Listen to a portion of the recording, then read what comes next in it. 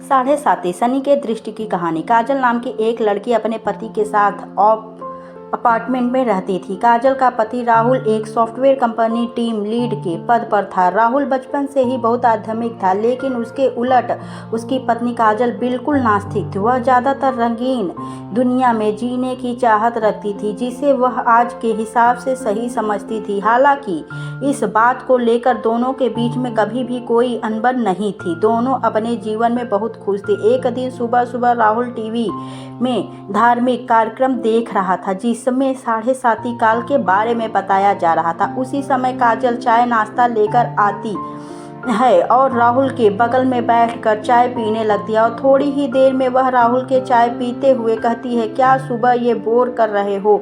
और उसी समय टीवी का रिमोट उठाकर चैनल बदल देती है। राहुल को काजल का बर्ताव अच्छा नहीं लगता। वह काजल से कहता है, क्या तुम साढ़े साती की महादशा के बारे में कुछ जानती हो जो तुमने उसे बकवास समझ लिया? धर्म की बातें समझने के लिए आस्था लगती है, लेकिन तुम तो बिल्कुल नास्तिक हो। लेकिन तुम्हें किसी और की भावनाओं को तकलीफ देने का हक नहीं है। काजल को राहुल की बात से ग्लानि महसूस होती है और वह राहुल से माफ़ी मांगते हुए वही शनि भगवान का कार्यक्रम टीवी में दोबारा से लगा देती है। राहुल काजल को बहुत प्यार करता था। वह मुस्कुराते हुए कहता है, अरे कोई बात नहीं, चलो आज शनि मंदिर चलते हैं। वैसे काजल को मंदिर जाने में कोई दिलचस्पी नहीं है, लेकिन वह राहुल का दिल रखने के लिए मंदिर जाने को तैयार हो जाती है। दोनों एक साथ बाइक में मंदिर पहुंच जाते हैं। मंदिर के आसपास बहुत सी छोटी छोटी दुकानें लगी होती है। दुकानों में भक्त अपनी अपनी पसंद की चीजें खरीद रहे होते हैं। राहुल प्रसाद खरीद कर मंदिर की तरफ चलने लगता है। वही सीढ़ियों पर एक बाबा काले कपड़े पहन बैठे हुए थे। राहुल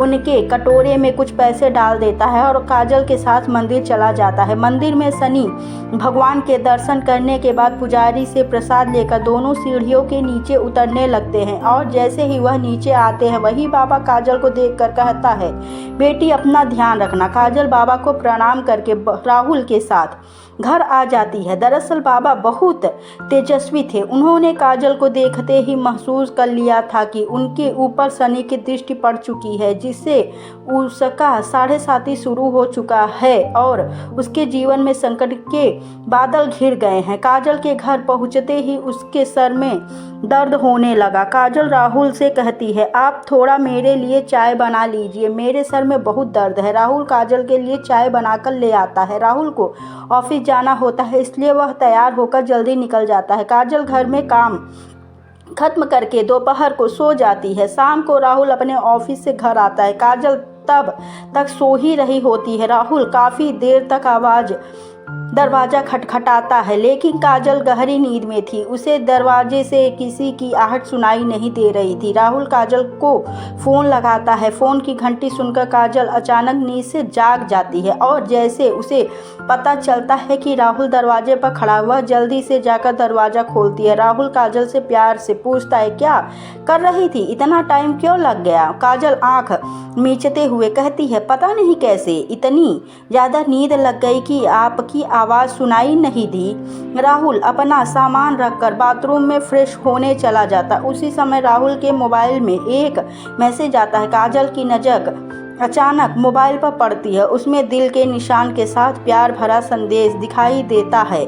मैसेज देखते ही काजल के रोम रोम में आग लग जाती है, क्योंकि वह अपने पति से बहुत प्यार करती थी और यदि वह बेवफा निकले तो उसे बर्दाश्त नहीं होगा। काजल की आंखों से आंसू निकल आते हैं। उसी समय राहुल बाथरूम से बाहर निकल आता है। काजल तुरंत उसका फ़ोन रख देती है और अपने आपको काबू में करके अपने कमरे में चली जाती। वह सोच रही थी कि अगर राहुल उसे खुद इस मैसेज के बारे में बताएगा तो ठीक है, नहीं तो वह इसके बारे में कभी बात नहीं करेगी और उसकी ज़िंदगी से हट जाएगी। दोनों के प्यार को ग्रहण लग चुका था। साढ़े साती काल ने काजल को अपनी गिरफ्त में ले लिया था। काजल का स्वभाव बदलने लगा तो वह अपने पति पर शक करने लगी।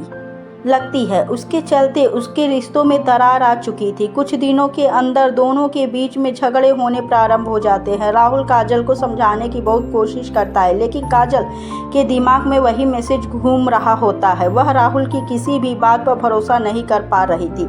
राहुल काजल को खुश करने के लिए उससे कहता है, चलो मंदिर चलते हैं और वहीं से बाजार घूमने चलेंगे, आज कुछ कपड़े खरीदते हैं। लेकिन काजल गुस्से में वहां से उठकर चली जाती है। राहुल अकेले ही मंदिर चल देता है। राहुल को दोबारा वही बाबा मंदिर के सीढ़ियों में फिर से दिखाई देते हैं। वह राहुल को देखते ही उसे अपने पास बुलाते हैं। वह राहुल हाथ जोड़कर बाबा के सामने जाकर खड़ा हो जाता है। बाबा कहते हैं, बेटे तुम्हारे जीवन में संकट दिखाई दे रहा है, क्या तुम ठीक हो? राहुल कई दिनों से काजल से परेशान था। वह बाबा के सामने बैठकर अपनी समस्या बताने लगता है। हालांकि बाबा काजल से साढ़े साती योग के बारे में पहले से परिचित थे, इसलिए वह राहुल को काजल के ऊपर आए हुए संकट के बारे में बता देते हैं और कष्ट से मुक्ति के लिए उपाय बताते हुए कहते हैं कि तुम्हारी पत्नी को शनि भगवान की विशेष पूजा करनी होगी, जिसके बाद वह सामान्य स्थिति में आ जाएगी। राहुल भगवान का दर्शन करने के बाद घर पहुंचते ही काजल से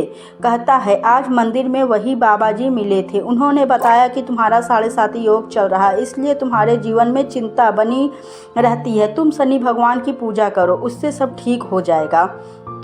काजल अचानक राहुल से कहती है कि मेरी समस्या की वजह से तुम हो।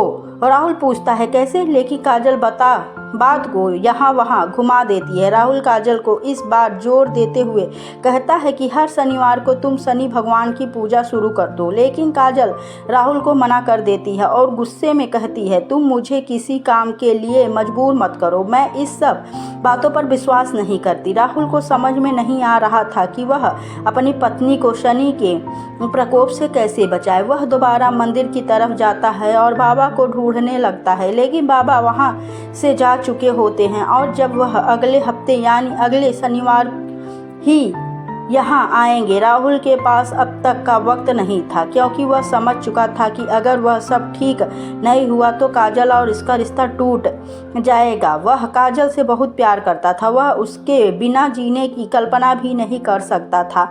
राहुल मंदिर में पुजारी जी से बाबा के बारे में जानकारी लेता है, लेकिन पुजारी जी को बाबा के बारे में कुछ पता नहीं था। वह कहते हैं, बेटा मैं यहाँ सुबह से आता हूँ, लेकिन मैंने आज तक किसी बाबा को सीढ़ियों पर बैठे नहीं देखा, पता नहीं तुम किसकी बात कर रहे हो। राहुल को ताजुब होता है, क्योंकि वह 2 बार बाबा से मिल चुका था। वह शनि भगवान के सामने हाथ जोड़कर कहता है, प्रभु मुझे बाबा से मिलना है। और इतना कहते ही राहुल मंदिर के नीचे उतरने लगा। अचानक सीढ़ियों से उसके सामने बाबा प्रकट हो जाते हैं और उसे एक शनि भगवान की मूर्ति देते हैं और कहते हैं, इसे अपने घर में रख लेना और इन्हें तेल से स्नान कराना, तुम्हारी कल्याण होगा। और इतना कहते ही बाबा अचानक राहुल के सामने से ओझल हो जाते हैं। राहुल को समझ जाता है यह कोई साधारण बाबा नहीं बल्कि तेजस्वी आत्मा है। राहुल अपने घर पहुंचकर शनि भगवान की मूर्ति स्थापित कर देता है। राहुल जैसे ही वह मूर्ति को तेल से स्नान कराता है, काजल पीछे से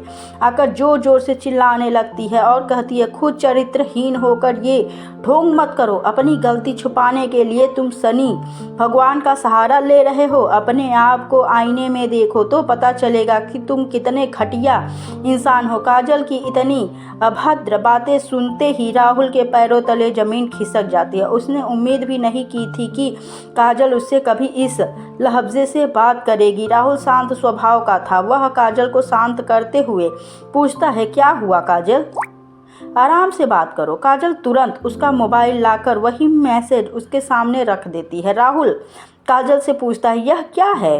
काजल तुरंत कहती है, तुम बताओ यह क्या है और कौन है जिनसे तुम्हें यह मैसेज भेजा है। राहुल काजल की बात सुनकर मुस्कुराने लगता है और कहता है, अरे पागल, यह मैसेज उस लड़की ने मुझे नहीं भेजा था, बल्कि कंपनी में काम कर रहे मेरी टीम के एक लड़के ने उस लड़की को भेजा था और उस लड़की ने मुझसे उसकी शिकायत करने के लिए वह मैसेज मुझे फॉरवर्ड किया था।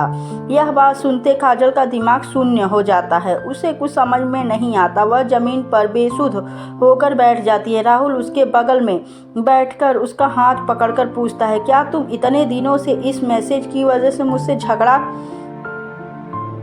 रही हो?